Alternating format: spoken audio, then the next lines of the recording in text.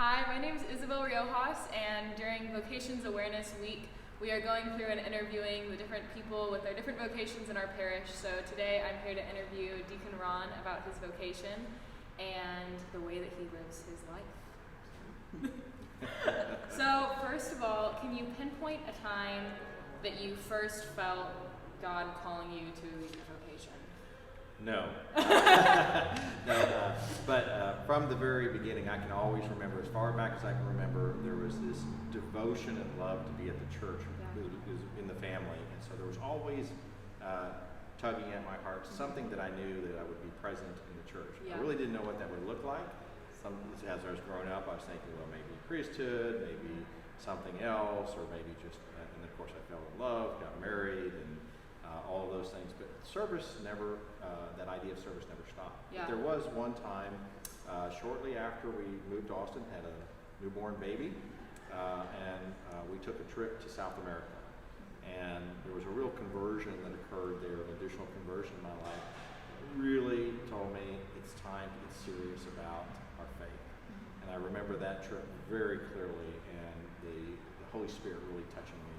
And so I would say that occurred in right around 1990, and that trip was very powerful for me.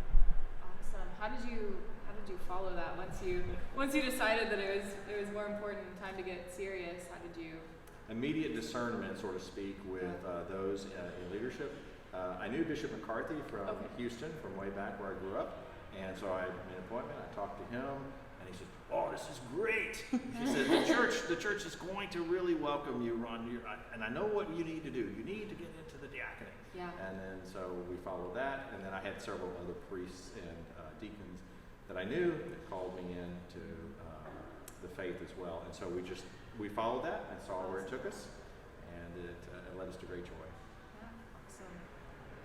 What do you love most about your vocation and about being a deacon?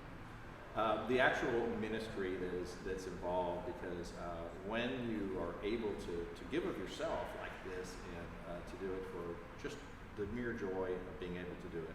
It's not always easy, but there's a good joy of it. The movement of the Holy Spirit always happens where it comes back.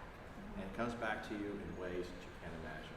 Sometimes it's immediate, like the baptism we enjoyed today. We just had this euphoria that was just great and joy. Other times we see it happen much later, and then you go, oh, there's a connection here.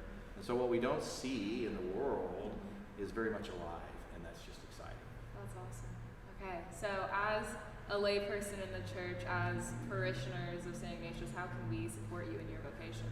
Just being here and always being faithful to the sacraments, being faithful to the gospel, and of course applauding me after every homily. No, I'm just kidding. I'll work on that one for sure. I can get the parish involved in that for sure. But no, actually just enjoying being here and praying for us, that's the most important thing. Everything starts with prayer, as you know. And so that's the most important thing, and I think that's what we seek the most. From there, then God will show you many ways to support the clergy, right? And that could be in, as they say, talent, time, and treasure, all of those issues that come that way. And so I just rely on God's providence and God touching each of you to be able to help the clergy. Awesome. I have one last question.